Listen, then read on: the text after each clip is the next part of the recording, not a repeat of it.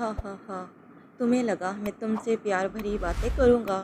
کتنی بڑی غلط فہمی کا شکار ہو۔ رات جو میں نے تمہیں قربت بخشی ہے وہ صرف میرا انتقام تھا۔ تمہاری ماں کی وجہ سے میں نے اپنی خالہ کو کھو دیا تھا، اپنی پیاری خالہ کو۔ اب تمہاری ماں تمہاری شکل دیکھنے کو ترس جائے گی۔ وہ جو پوری رات اس کی قربت سہتی مرنے کے قریب تھی، کانوں میں پڑنے والے یہ زہر آلود الفاظ نے اس کی رہی سہی کسر پوری کرتے وہ نڈھال وجود کے ساتھ بے ہوش ہوتی بیڈ پر گری تھی۔ وہ اپنے زہر آلودہ الفاظ سے اس کے دل زخمی کرنا چاہتا تھا۔ بے ہوش ہوتا دیکھ بے چینی سے اس کی طرف بڑھ گیا تھا۔ اسے یہ رات بے حد حسین لگی تھی۔ وہ اس وقت اپنی محبت کے ہمراہ سب کچھ چھوڑ چھاڑ کر چلی آئی تھی۔ وہ اسلام آباد کی فضاؤں سے دور اس وقت مری کے ایک 5 اسٹار ہوٹل میں کھڑی تھی۔ یہ ہوٹل ایک پہاڑی علاقے کے کنارے واقع تھا۔ اس ہوٹل کے ساتھ نہر بہہ رہی تھی۔ پانی کا شور رات میں کانوں کو بھلا محسوس ہوتا تو کبھی دل کو ڈرا کر رکھ دیتا تھا۔ ارہا اس وقت ہوٹل کی تیسری منزل کے ایک بے حد خوبصورت کمرے میں موجود تھی۔ وہ اس وقت وہاں اکیلی تھی۔ اسے یہاں لے کر آنے والا شخص وہی تھا جس سے اس نے بے حد محبت کی تھی۔ اسے وہ اپنا سب کچھ سمجھ بیٹھی تھی۔ وہ بیڈ سے اٹھ کر بالکنی کا دروازہ کھول کر بالکنی میں آ گئی تھی۔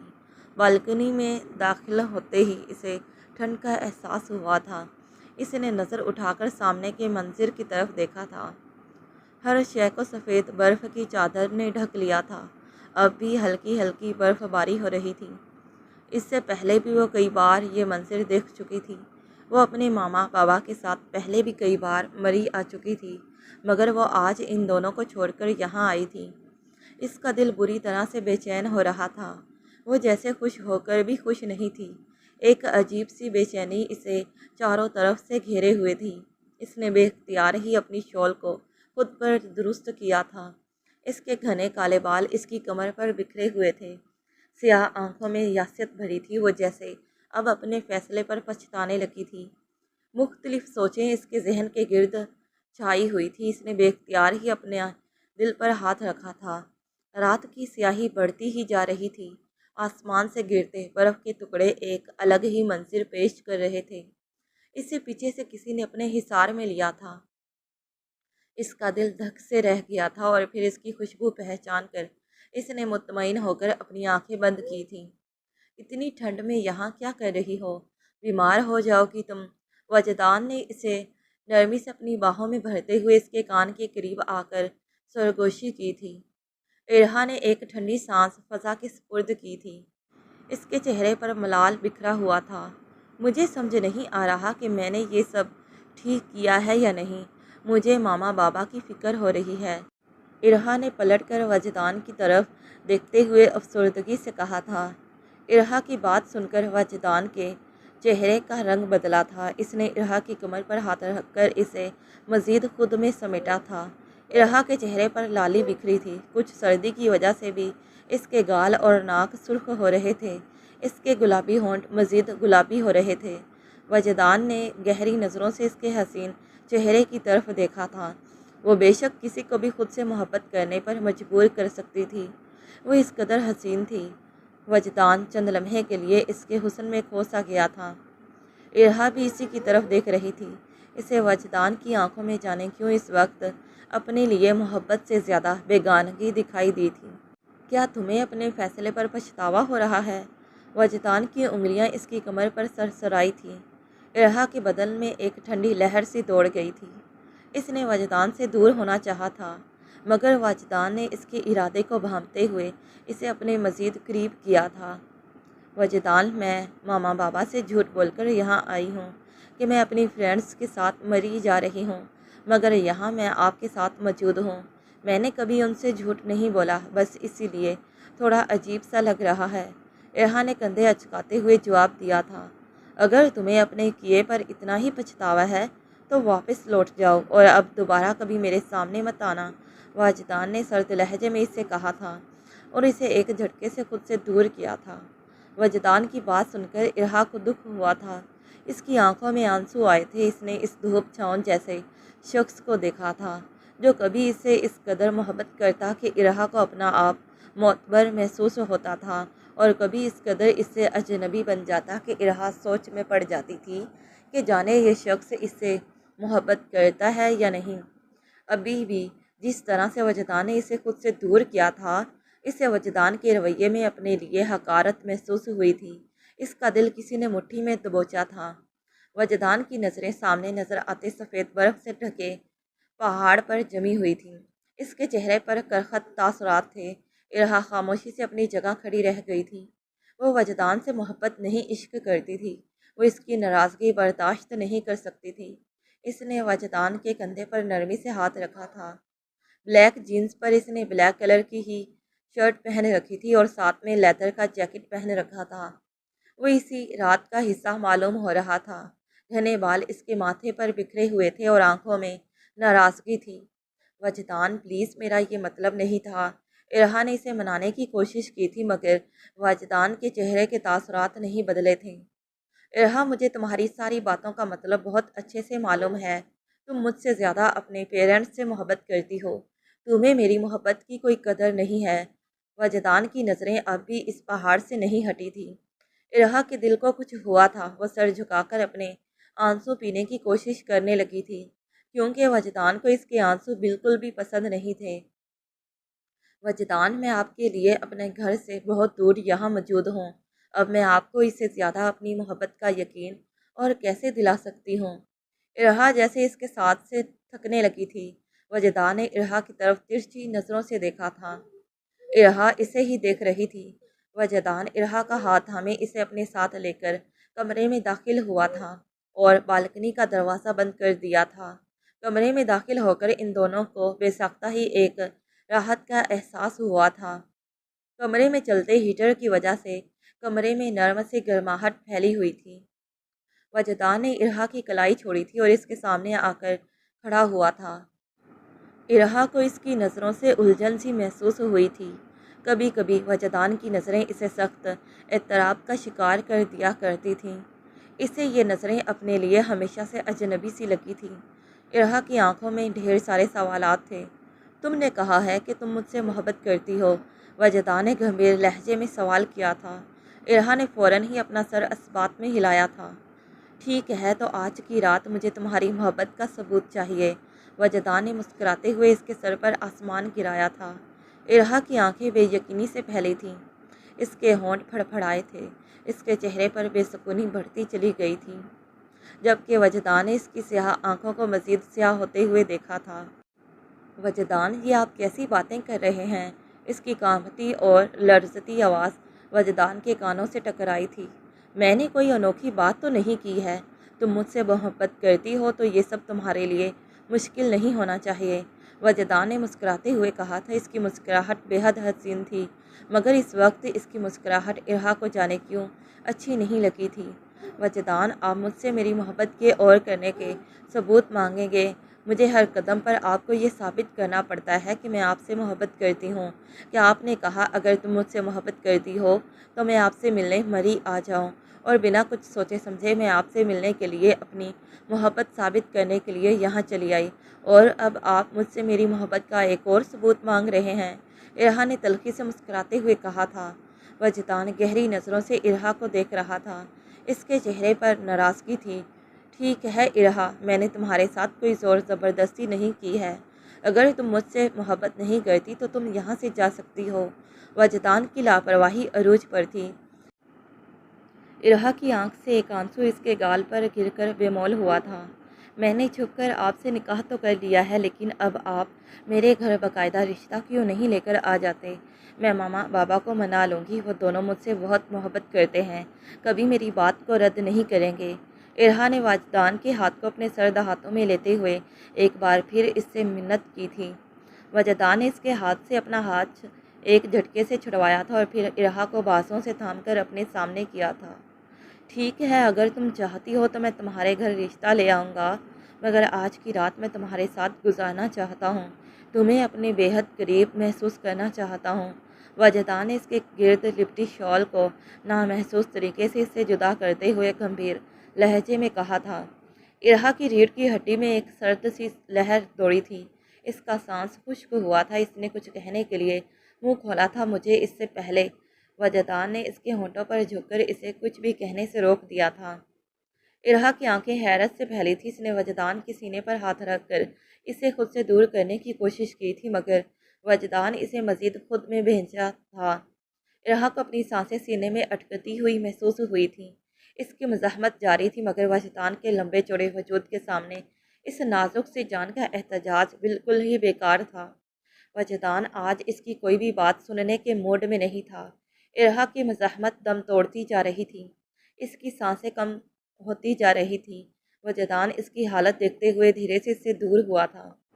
پورے کمرے میں ہیٹر کی گرماہٹ پھیلی ہوئی تھی، مگر تب بھی ارہا کا وجود برف کی مانند سرد پڑا ہوا تھا۔ ارہا نے اپنا سر وجدان کے چوڑے سینے پر رکھا تھا اور گہرے گہرے سانس لینے لگی تھی۔ اس کے گلابی ہونٹوں سے جیسے خون سا چھلک رہا تھا۔ وہ اس وقت وجدان کی نظروں میں نہیں دیکھ سکتی تھی، دل و دماغ میں ایک جنگ جاری تھی۔ وجدان نے اس کا سر اپنے سینے سے اٹھایا تھا اور اپنے ہاتھوں کے پیالے میں بھر کر اس کا چہرہ اپنے سامنے کیا تھا۔ دونوں کی نگاہیں ٹکرائی تھیں۔ ارہا نے بے اختیار ہی اس سے نظریں چرائی تھیں۔ وجدان کی آنکھوں میں جذبات کا ٹھاٹھے مارتا سمندر تھا۔ وجدان نے ارہا کو اپنے بازوں میں اٹھایا تھا اور اسے لے کر بیڈ کی سمت بڑھا تھا۔ ارہا کی دھڑکنیں شور مچانے لگی تھی۔ وجدان نے اپنا جیکٹ اتار کر دور اچھالا تھا اور ارہا پر بادل بن کر سایہ کیا تھا۔ وجدان، یہ ٹھیک نہیں ہے۔ مانا کہ ہمارا نکاح ہو چکا ہے، لیکن ارہا نے لرزتی ہوئی آواز میں اس کو روکنا چاہا تھا، مگر وہ اس کی بات کاٹ کر بولا، تم میری بیوی ہو، ناجائز تعلق نہیں بنا رہا میں تمہارے ساتھ۔ فکر مت کرو، میں بہت جلد تمہارے گھر باقاعدہ رشتہ لے کر آؤں گا۔ اب خاموش رہو، کیونکہ اس وقت تمہاری قربت مجھے مدہوش کر رہی ہے۔ صحیح غلط کا ہر احساس مٹ چکا ہے۔ وجدان نے اس کے بالوں کو اپنی مٹھی میں جکڑتے ہوئے بھاری لہجے میں سرگوشی کی تھی۔ رات دھیرے دھیرے گزرتی جا رہی تھی۔ برف باری میں مزید تیزی آ چکی تھی۔ بادلوں میں چھپے چاند نے چھپے رہنے میں ہی عافیت جانی تھی اور وجدان ارہا کو مکمل طور پر اپنا بنا چکا تھا۔ ارہا کی بے ہنگم سانسیں کمرے کی خاموشی میں شور برپا کر رہی تھیں۔ صبح ارہا کی آنکھ کھلی تو وہ کمرے میں بالکل اکیلی تھی۔ نیند اب بھی اس کے ذہن پر چھائی ہوئی تھی۔ اس نے آنکھیں کھولنے کی کوشش کی اور وجدان کو ڈھونڈنے کی کوشش کی تھی، مگر وجدان کمرے میں موجود نہیں تھا۔ ارہا نے دوبارہ سے آنکھیں موند لی تھیں۔ اس کا پورا وجود تھکن سے چور ہو رہا تھا۔ رات بھر گہری نیند میں سونے کے بعد بھی اس کی تھکن نہیں اتر رہی تھی۔ اب وہ مزید سونا چاہتی تھی۔ اسے لگا کہ وجدان اپنے کمرے میں گیا تھا۔ ان دونوں نے اس ہوٹل میں 2 کمرے لیے تھے اور کل کی پوری رات وجدان نے ارہا کے ساتھ اس کے کمرے میں کاٹی تھی، اور اب وہ جانے کہاں تھا۔ ارہا کروٹ لے کر ایک بار پھر سے سو گئی تھی۔ وہ اس وقت وجدان کی شرٹ میں ملبوس تھی، وہی شرٹ جو وجدان نے کل رات پہنی ہوئی تھی۔ ارہا کو دوبارہ سوئے چند ہی لمحے گزرے تھے۔ فریش سا نہایا دھویا سا وجدان کمرے میں داخل ہوا تھا۔ کمرے میں گھپ اندھیرا چھایا ہوا تھا۔ وجدان نے کمرے کا دروازہ بند کیا اور بالکونی کی کھڑکی کی طرف بڑھا تھا، جہاں گہرے رنگ کے دبیز پردے گرے ہوئے تھے۔ وجدان نے ایک جھٹکے سے ان پردوں کو ہٹایا تھا۔ کمرے میں ملکجی سی روشنی پھیل گئی، کیونکہ باہر موسم بے حد خراب تھا۔ برف باری شدت اختیار کر چکی تھی۔ دن میں بھی رات کا سماں ہو رہا تھا۔ وجدان نے بیڈ کی طرف دیکھا تھا۔ ارہا اس قدر گہری نیند میں تھی، اس کو احساس ہی نہیں ہوا تھا۔ وجدان نے آگے بڑھ کر ارہا کا بازو پکڑ کر اسے ہلایا تھا۔ ارہا نے نیند سے بوجھل پلکیں کھول کر وجدان کو دیکھا تھا، جو سپاٹ تاثرات کے ساتھ اس کے سامنے کھڑا تھا۔ اسے دیکھ کر ارہا کے چہرے پر مسکراہٹ بکھری تھی، مگر وجدان ارہا کو اجنبی نظروں سے دیکھ رہا تھا۔ کمرے میں ہلکی ہلکی سی خنکی چھائی ہوئی تھی۔ ارہا مسکراتی ہوئی اٹھ کر بیٹھ گئی اور وجدان بیڈ کے سامنے رکھے صوفے پر جا کے بیٹھ گیا تھا۔ ماتھے پر گیلے بال بکھرے ہوئے تھے۔ وہ شاید یہاں سے کچھ دیر پہلے ہی اٹھ گیا تھا۔ وہ اس وقت نیلے رنگ کی جینس اور سفید شرٹ میں اسی ماحول کا حصہ معلوم ہو رہا تھا۔ ارہا اپنی جگہ پر اٹھ کر بیٹھ گئی تھی، مگر بستر سے باہر آنے کی اس میں بالکل بھی ہمت نہیں ہو رہی تھی، جبکہ وجدان کی سرد نگاہیں اس کے وجود پر جمی ہوئی تھیں۔ وجدان، آپ میرے گھر کب آئیں گے؟ ایسا کریں آپ اسی ہفتے آ جائیں۔ میں گھر جا کے فوراً ہی ماما بابا سے بات کر لوں گی، انہیں آپ کے بارے میں بتا دوں گی۔ ارہا نے خوشی سے چہکتے ہوئے کہا تھا، جبکہ اس کی بات سن کر وجدان کا قہقہ کمرے میں گونجا تھا۔ وہ ہنستے ہوئے بے حد حسین لگ رہا تھا۔ इरहा चंद लम्हों के लिए इसकी हंसी में खो सी गई थी, मगर वो ये नहीं जानती थी कि वजदान तो इस पर हंस रहा था, इसकी बेवकूफ़ी पर हंस रहा है। काफ़ी देर तक वजदान सर पीछे गिराए हंसता रहा था। आप ऐसे क्यों हंस रहे हैं? इरहा कंबल हटाकर इसके सामने आकर खड़ी हुई थी। वजदान की शर्ट इसके घुटनों को छू रही थी। मैं तुम्हारी बेवकूफ़ी पर हंस रहा हूँ। तुमने सोच भी कैसे लिया कि मैं तुम जैसी 2 टके की लड़की से शादी करूँगा, तुम्हारे घर रिश्ता लेकर आऊँगा। वजदान ने इसकी स्याह आंखों में झांकते हुए सर्द लहजे में कहा था। इरहा ने नासमझी से वजदान की तरफ देखा था। इसे वजदान की बात सिरे से समझ ही नहीं आई थी और फिर इसकी आंखों में खौफ उभरा था। और क्या मतलब? आपने निकाह किया है मुझसे? इरहा की लड़खड़ाती आवाज़ कमरे में गूंजी थी। वजदान अपनी जगह अब उठकर इसके सामने आकर खड़ा हुआ था। इरहा के बाल जोड़े की सूरत में बंधे हुए थे। वजदान ने हाथ बढ़ाकर इसके बालों से कैचर उतारा था। इरहा के बाल किसी आबशार की मानिंद इसकी कमर पर बिखर गए थे। स्याह बालों ने इसकी नाजुक से वजूद को ढक लिया था। मेरी बात का मतलब वासिया है इरहा फ़ारूकी। मैंने तुमसे ये निकाह अपने मतलब के लिए किया था, जो कि अब पूरा हो चुका है। अब मैं तुमसे शादी नहीं करना चाहता। वजदान ने इसके गाल को छूते हुए खबासत से कहा था और एक बार फिर से हंसा था। तुम्हें क्या लगता है कल की रात तुम्हारी गुर्बत में गुजारने के बाद भी मैं तुम्हारी मोहब्बत में इतना पागल हो जाऊंगा, फ़ौरन ही तुम्हारे घर रिश्ता भेज दूंगा, या आज की सुबह मैं तुमसे प्यार भरी बातें करूंगा? मेरे बारे में तुम गलतफहमी का शिकार हो। कल रात जो मैंने तुम्हें गुर्बत बख्शी है वो सिर्फ मेरा इंतकाम था। इरहा के पैरों तले किसी ने ज़मीन खींची थी। इरहा मुँह के बल गिरी थी। इसका पूरा वजूद अंधियों की ज़िद में था। वो चाहकर भी अपनी समाख्तों पर यकीन नहीं कर पा रही थी। इसकी धड़कन थमने लगी थी। आप मेरे साथ ऐसा कैसे कर सकते हैं? इरहा को अपनी आवाज़ अजनबी सी महसूस हुई थी, यूं जैसे किसी पताल में से इसकी आवाज़ आ रही हो। इसका पूरा वजूद जल रहा था। एक अनदेखी आग थी जो इसे अपनी लपेट में ले रही थी। तुम्हारी माँ की वजह से मैंने अपनी खाला को खो दिया। वो मुझे जान से प्यारी थी। अब तुम्हारी माँ तुम्हारी शक्ल देखने को तरस जाएगी। तुम क्या समझ रही थी तुम दोबारा कभी अपने माँ बाप से मिल सकोगी? कभी नहीं। अब तुम सारी ज़िंदगी मेरे निकाह में सिर्फ एक कैदी बनकर रहोगी और मैं तुमसे शादी कभी नहीं करूँगा, बल्कि तुम्हें मैं अपनी रखेल बनाकर रखूँगा, बिल्कुल इसी तरह जिस तरह से मेरी खाला ने रोते तड़पते अपनी सारी ज़िंदगी गुजार दी थी। तुम भी ऐसे ही सिसकते हुए अपनी ज़िंदगी गुजारोगी। वजदान ने नफ़रत से इसे देखते हुए कहा था। चटाक जिस पर इरहा के हाथ का वजदान के चेहरे पर पड़ने वाला थप्पड़ रिसकता था। रखेल? जब रखेल ही बनाना था आपने, तो मुझे बीवी का दर्जा क्यों दिया?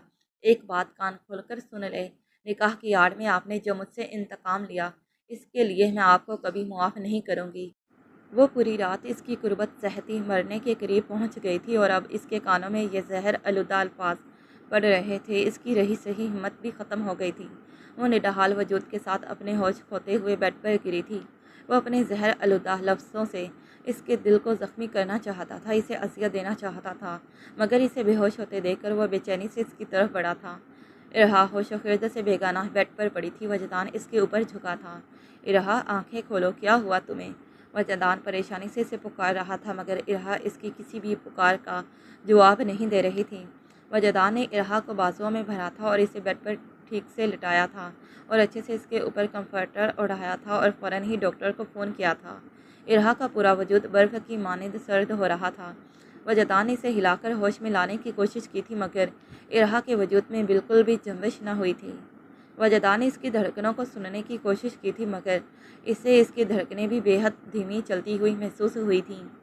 वजदान ने परेशानी से अपने चेहरे पर हाथ फेरा था। कुछ ही देर बाद डॉक्टर आ गया था। डॉक्टर ने इरहा का मुआयना किया था। इन्हें कोई सदमा पहुंचा है जिसकी वजह से ये बेहोश हो गई। डॉक्टर ने इरहा को इंजेक्शन लगाते हुए कहा था और कुछ दवाइयाँ लेकर अपनी जगह से उठ खड़ा हुआ था। कोशिश करें कि इन्हें हर किस्म के स्ट्रेस से दूर रखा जाए और इनके खाने पीने का भी ख्याल रखा जाए। डॉक्टर ज़रूरी हदायत देकर वहाँ से चला गया था। वजदान ने सपाट नज़रों से इरहा के बेहोश वजूद को देखा था। इसके चेहरे पर तलख सी मुस्कुराहट फैली थी। इरहा फ़ारूकी, तुम तो बहुत नाजुक हो। ज़रा सा सदमा बर्दाश्त नहीं कर सकी और बेहोश हो गई। मगर तुम्हारे माँ बाप ने मेरी खाला के बारे में एक पल के लिए भी नहीं सोचा, जिनकी ज़िंदगी उन्होंने जहन्नुम बना दी थी। वो जब तक ज़िंदा रहीं सिसक सिसक कर जीती रही थी। तुम्हारे बाप ने तुम्हारी माँ की वजह से मेरी खाला को तलाक दी थी और अब मैं तुम्हारे ज़रिए इन दोनों को तकलीफ़ पहुँचाऊँगा। وہ ارہا کو دیکھتے ہوئے خود کلامی کر رہا تھا۔ میں نے تم سے کبھی محبت نہیں کی، میں تم سے محبت کر ہی نہیں سکتا۔ وجدان نے خود کو یقین دلایا تھا اور بالکنی کا دروازہ کھول کے بالکنی میں آ گیا تھا۔ وہ اپنے اندر جلتی ہوئی آگ کو کم کرنا چاہتا تھا، مگر یہ سردی بھی اس کی آگ کو بجھانے میں ناکام تھی۔ اس کی آنکھوں کے سامنے اس کی خالہ کا چہرہ لہرایا تھا۔ وہ رات کے وقت انہیں یوں ہی روتے سسکتے دیکھتا تھا۔ آج بھی وہ اپنے کمرے میں بیٹھی رو رہی تھی۔ وجدان کے ماں باپ مر چکے تھے، اس کی خالہ نے ہی اسے پالا تھا۔ وہ ان سے بے حد محبت کرتا تھا، اتنی کہ وہ ان کے لیے اپنی جان دینے کو بھی تیار تھا، تو ان کے لیے کسی کی جان لینے کو بھی تیار تھا۔ مگر جب ہر رات ان کے کمرے سے سسکیوں کی اور رونے کی آواز آتی تو وہ بری طرح سے بے چین ہو جاتا تھا۔ ایک رات وہ ہمت کر کے ان کے کمرے میں پہنچ گیا تھا۔ اسے دیکھ کر تہمینہ نے فوراً ہی اپنے آنسو صاف کیے تھے۔ خالہ آپ کیوں رو رہی ہیں؟ 18 سالہ وجدان ان کے سامنے کھڑے ہو کر دھیمے لہجے میں سوال کر رہا تھا۔ شاید تہمینہ کو بھی آج اپنے دل کا بوجھ ہلکا کرنے کے لیے کسی کی ضرورت تھی، اور وجدان تو اس کا بیٹا تھا، اس نے وجدان کو ماں بن کر پالا تھا۔ میں اپنی قسمت پر رو رہی ہوں وجدان، میں اس شخص کو یاد کر کے رو رہی ہوں جس نے کبھی مجھ سے بے پناہ محبت کی تھی، اور آج سالوں گزر جانے کے باوجود بھی وہ مجھ سے انجان ہے۔ میں اس کے پاس واپس جانا چاہتی ہوں، میں اس کے بغیر نہیں رہ سکتی، مگر وہ مجھے دوبارہ قبول کرنے کو تیار ہی نہیں ہے۔ میں اس کے قدموں میں اپنا سر رکھ دینا چاہتی ہوں، مگر وہ تو میری طرف دیکھتا تک نہیں ہے۔ وہ مجھ سے نفرت کرتا ہے، اور دنیا کی کوئی طاقت اسے مجھ سے دوبارہ سے محبت کرنے پر مجبور نہیں کر سکتی۔ تہمینہ تڑپ رہی تھی، بری طرح سے رو رہی تھی۔ آپ ان کے پاس واپس چلی جائیں، وجدان نے مشورہ دیا تھا۔ وہ مجھے قبول نہیں کرے گا، اس کی زندگی میں دوسری عورت ہے، اس نے مجھے اپنی زندگی سے نکال دیا ہے۔ تہمینہ نے نظریں چراتے ہوئے کہا تھا۔ وہ اپنے کیے گئے جرم کو اپنی زبان پر نہیں لا سکی تھی۔ وہ کیسے وجدان کی آنکھوں میں اپنے لیے نفرت دیکھ سکتی تھی؟ اس لیے اسے آدھی سچائی بتائی تھی۔ وجدان اس ادھوری سچائی پر یقین کر بیٹھا تھا، اور جب اس کی ملاقات ایک سیمینار میں ارہا فاروقی سے ہوئی تو اسے اپنی خالہ کا رونا تڑپنا یاد آیا تھا۔ وہ سالوں سے معاذ فاروقی کو ڈھونڈ رہا تھا، اب وہ معاذ فاروقی کی بیٹی کو تکلیف پہنچا کر اپنی خالہ کے آنسوؤں کا بدلہ لینا چاہتا تھا، اور آج وہ اس میں کسی حد تک کامیاب ہو گیا تھا۔ ارہا کو ہوش آیا تو اس نے خود کو کسی انجان گھر پر پایا تھا۔ اس نے گھومتے سر کے ساتھ آنکھیں کھول کر سمجھنے کی کوشش کی تھی کہ وہ کہاں ہے، مگر کمرے میں نیم اندھیرا چھایا ہوا تھا، جس کی وجہ سے وہ سمجھ نہیں پا رہی تھی۔ ہرے رنگ کا نائٹ بلب کمرے میں روشن تھا۔ وہ اپنے چکراتے سر کو تھام کر اٹھ کر بیٹھ گئی۔ اسے اپنے سر اور کندھے میں بے تحاشا ٹیسیں اٹھتی ہوئی سی محسوس ہوئی تھیں۔ ماما، بابا، اب کہاں ہیں؟ ارہا نے اپنے ماں باپ کو پکارا تھا۔ اسی اثنا میں کمرے سے ملحق اسٹڈی روم کا دروازہ کھلا تھا اور وجدان کمرے میں داخل ہوا تھا۔ وہ تو اسے گہرے اندھیروں میں بھی پہچان سکتی تھی، وہ اسے اس کی خوشبو سے محسوس کر سکتی تھی۔ اس نے وجدان سے محبت نہیں کی تھی، اس سے عشق کیا تھا۔ وہ شخص اس کی رگوں میں لہو کی مانند دوڑتا تھا۔ ارہا کے لبوں پر اس کا نام سرسرایا تھا۔ وجدان کے پرفیوم کی خوشبو پورے کمرے میں پھیل گئی تھی۔ وجدان اس کے بالکل سامنے آ کر کھڑا ہوا تھا۔ وجدان، مجھے میرے گھر جانا ہے، ماما بابا میرا انتظار کر رہے ہوں گے، ارہا نے اس کی طرف دیکھتے ہوئے نرم لہجے میں کہا تھا۔ وہ تو جیسے اس کی ساری باتیں بھول گئی تھی۔ وجدان نے اسے کیا کہا تھا، اس کی کتنی تذلیل کی تھی، اسے تو کچھ بھی یاد نہیں تھا۔ وہ ایک بار پھر سے اس کے سامنے اس کی محبت کی بکارن بنی بیٹھی ہوئی تھی۔ وجدان نے سپاٹ نظروں سے اسے دیکھا تھا۔ تم میری مرضی کے بغیر اپنے گھر نہیں جا سکتی، اور جب تک میری مرضی نہ ہو تم اس گھر سے قدم بھی باہر نہیں رکھ سکتی ہو۔ میں تمہارے ماں باپ کو تمہارے لیے تڑپتے ہوئے دیکھنا چاہتا ہوں، وجدان نے کھڑکی میں کھڑے ہوتے ہوئے کہا تھا۔ ارہا نے اس کی پشت کو دیکھا تھا۔ یہ وہ شخص تو نہیں تھا جو اس سے محبت کے دعوے کرتا تھا، یہ تو کوئی اور ہی شخص تھا جو انتقام لینے کے لیے اس کی زندگی میں آیا تھا۔ مری کے مقابلے میں اسلام آباد میں اس قدر ٹھنڈ نہیں تھی، مگر پھر بھی فضا میں اچھی خاصی ٹھنڈ رچی ہوئی تھی۔ پورا چاند بادلوں کی اوٹ سے جھانک رہا تھا، اس کی سفید روشنی وجدان کے چہرے پر پڑ رہی تھی۔ وجدان کا وجود چاندنی کے مہکتے ہالے میں کھڑا تھا، جبکہ ارہا کا وجود اندھیروں میں کہیں گم سا ہو گیا تھا۔ وجدان، آپ کو مجھ سے انتقام لے کر کیا ملے گا؟ میرا تو کوئی قصور نہیں ہے، میں تو یہ بھی نہیں جانتی کہ میرے ماما بابا بھی قصوروار ہیں یا نہیں۔ میں نے تو بس آپ سے، اپنے شوہر سے محبت کی ہے، اور آپ مجھے میری محبت کی اتنی بڑی سزا کیسے دے سکتے ہیں؟ ارہا کا لہجہ بھیگا ہوا تھا، وہ شاید رو رہی تھی۔ وجدان کی نظریں چاند پر جا کے ٹک گئی تھیں، وہ جیسے اسے سن ہی نہیں رہا تھا، یا پھر وہ اسے سنانا ہی نہیں چاہتا تھا۔ ارہا کی سسکیاں کمرے میں گونج رہی تھیں۔ وہ نازک سی جان انتقام کا بوجھ کیسے اٹھا سکتی تھی؟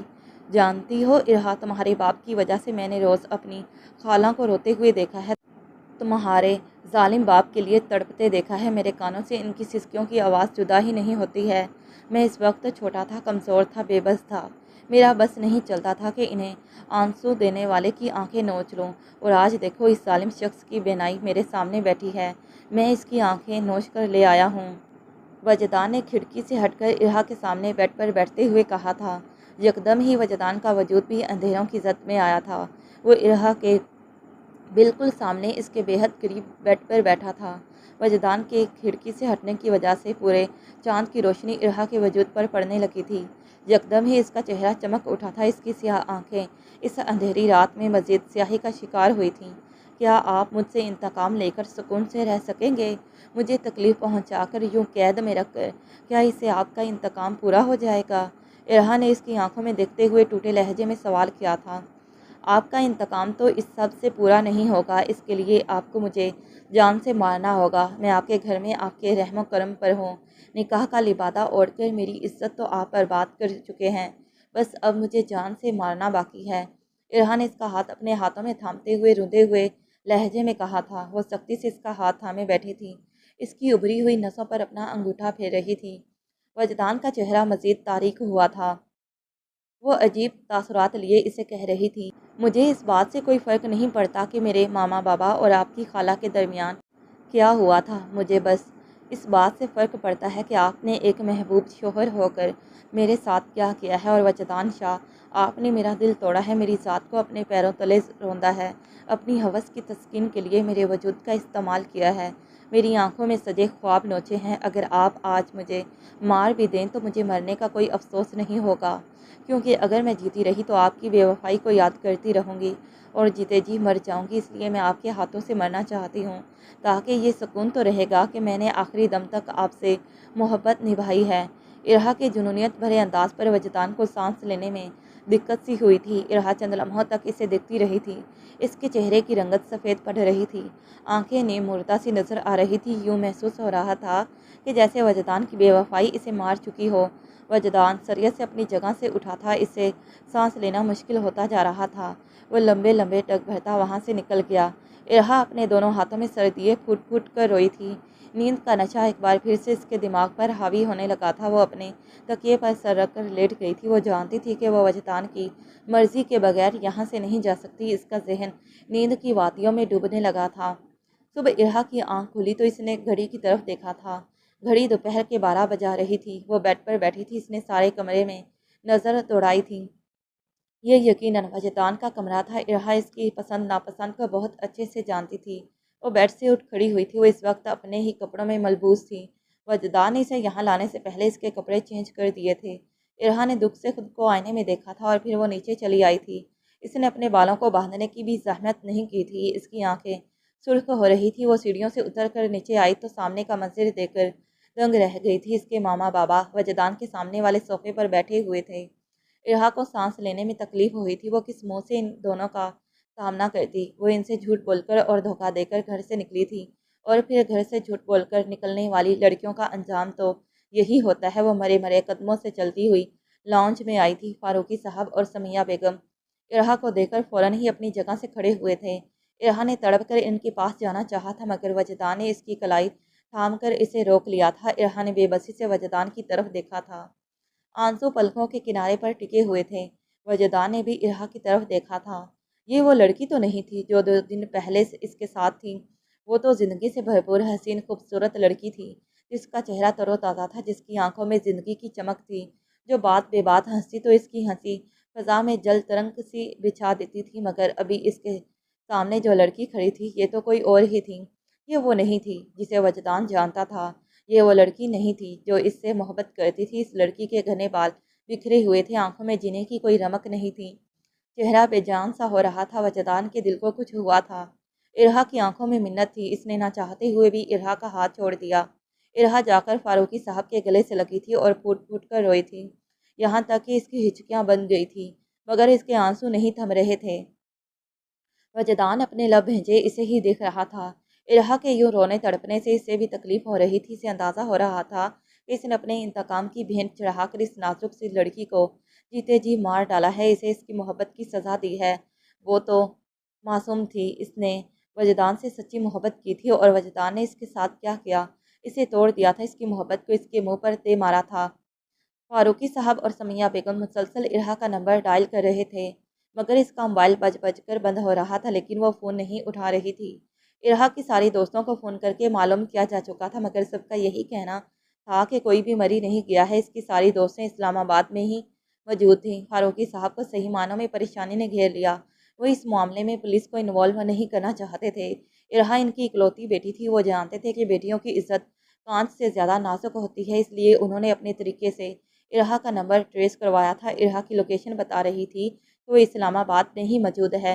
इसी वक्त फारूकी साहब और समिया बेगम यहाँ चले आए थे और इनका सामना वजदान से हुआ था। इससे पहले कि वो वजदान से कुछ पूछते, इरहा इनके सामने आई थी और इरहा को अपनी आंखों के सामने सही सलामत देखकर फारूकी साहब सब कुछ भूल बैठे थे और अब इसे अपने सीने से लगाए खड़े थे। इरहा, ये सब क्या है? तुम यहाँ क्या कर रही हो? तुम हमसे क्यों झूठ बोलकर घर से गई? अगर तुम्हें कुछ हो जाता तो हम तो जीते जी मर जाते।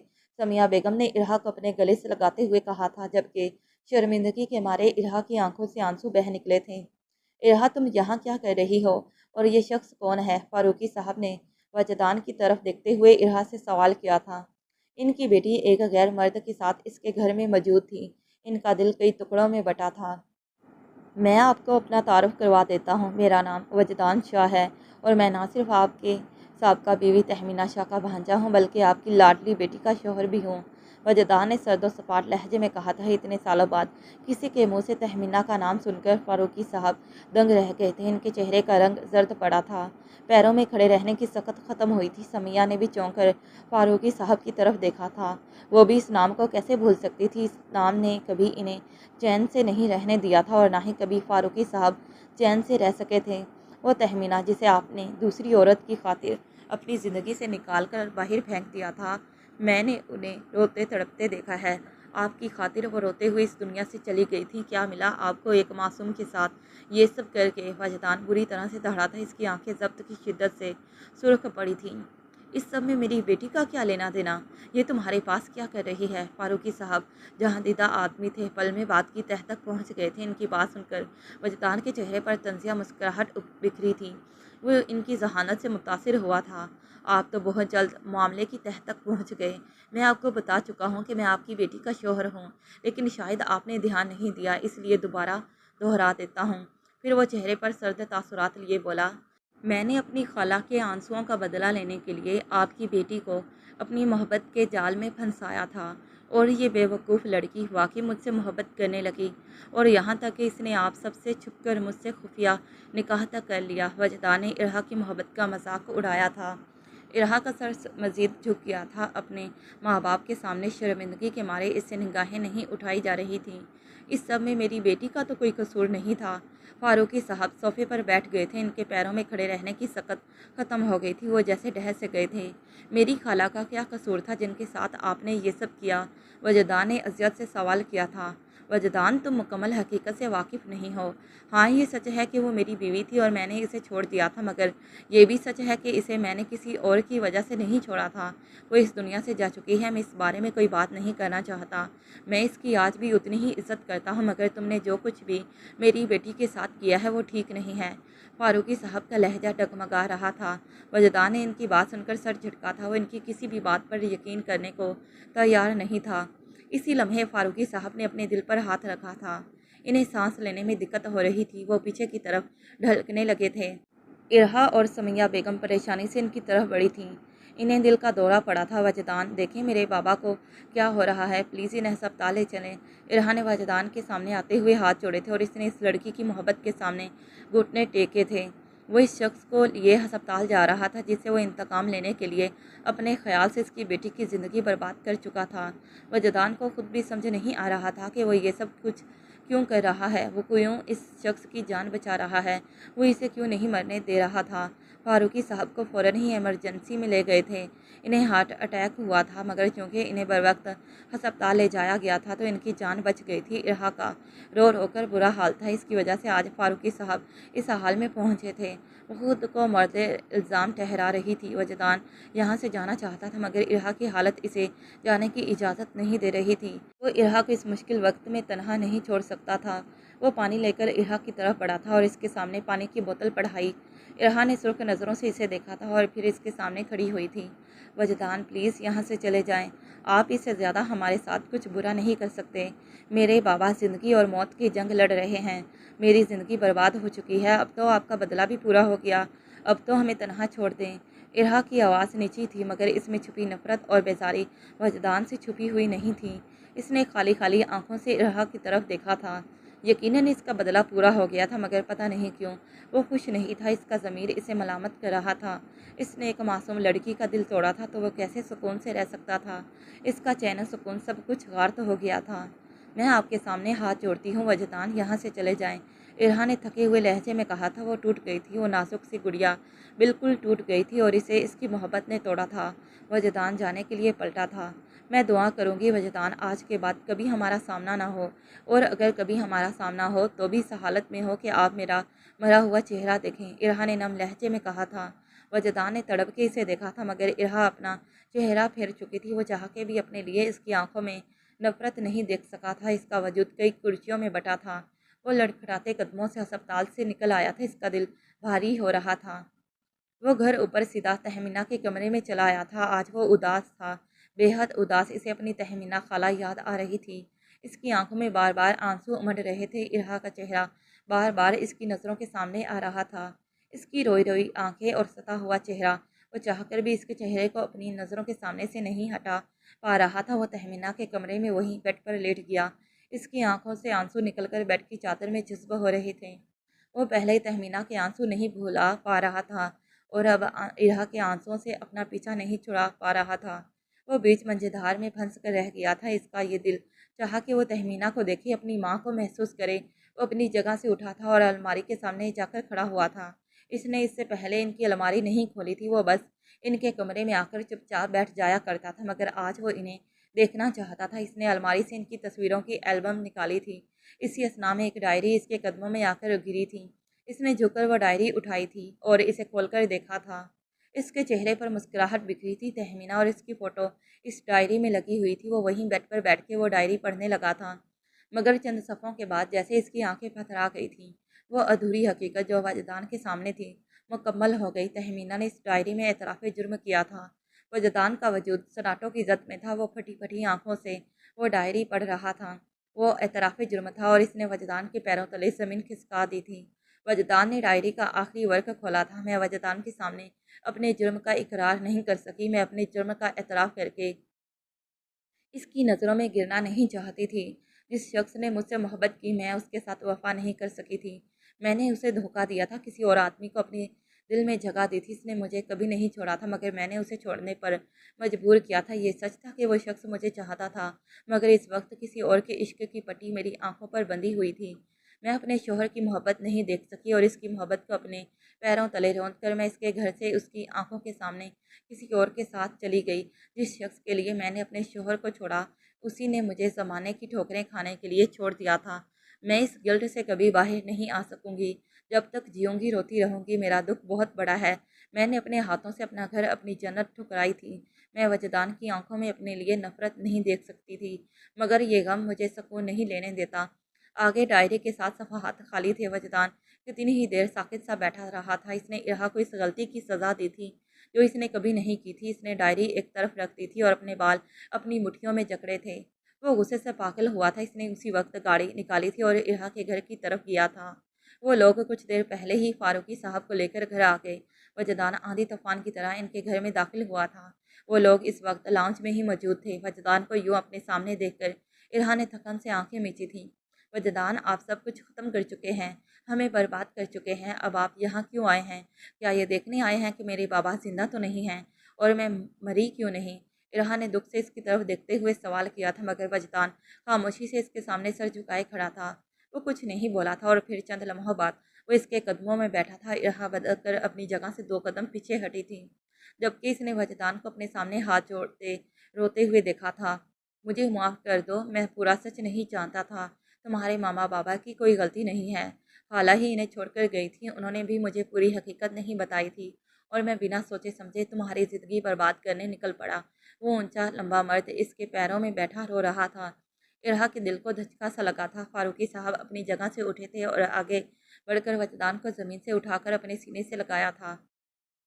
फारूकी साहब आज भी तहमीना से उतनी ही मोहब्बत करते थे। वो कैसे इसके बेटे को यूँ टूटता हुआ देख सकते थे। इरहा ने वजदान पर से नज़रें फेरी। चंद लम्हों बाद फारूकी साहब और वजदान किसी बात पर मुस्कुरा रहे थे। इरहा वहाँ से खामोशी से उठकर अपने कमरे में आई थी। वजदान इसे जाता हुआ देखा था। मैं इरहा से बाकायदा पूरे रीति रिवाजों के साथ शादी करना चाहता हूँ। वजदान ने सर झुकाए फारूकी साहब से कहा था, मेरे पास कोई बड़ा नहीं है, इसलिए मैं खुद ही ये बात कर रहा हूँ। वजदान कुछ झिझका था। फारूकी साहब दिल से मुस्कुराए थे। भले ही इनकी बेटी अब वजदान से नफरत और बेजारियत का इजहार कर रही थी, लेकिन वो इरहा की आंखों में वजदान के लिए मोहब्बत देख चुके थे। कुछ देर बाद वजदान इरहा के कमरे में इसके सामने खड़ा था। इरहा सर झुकाए बैठी हुई थी। वजदान एक बार फिर इसके कदमों में बैठ गया। दोनों के दरमियान खामोशी हायल थी। इरहा के आंसू इसके हाथों पर गिर रहे थे और वजदान के आंसू इरहा के पैरों पर गिर रहे थे।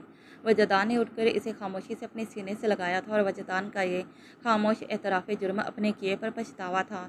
इरहा चाहकर भी इस सितमगर की पनाह से दूर नहीं हो सकी थी। वो इसकी इस मोहब्बत भरी आगोश में इसके धोखे पर फुट फुट कर रोई थी और अपनी मोहब्बत के हाथों न चाहते हुए इसने वजदान की जुर्म को मुआफ़ करते, इसको एक नया मौका देते, इसके संग एक नई ज़िंदगी की शुरुआत करने का फ़ैसला कर लिया था। ख़त्म शुद। तो प्यारे रीडर्स, आप सबको ये कहानी कैसी लगी? अगर कहानी अच्छी लगी हो तो काइंडली वीडियो को लाइक, शेयर और चैनल को सब्सक्राइब कर दें। Thanks for watching this video.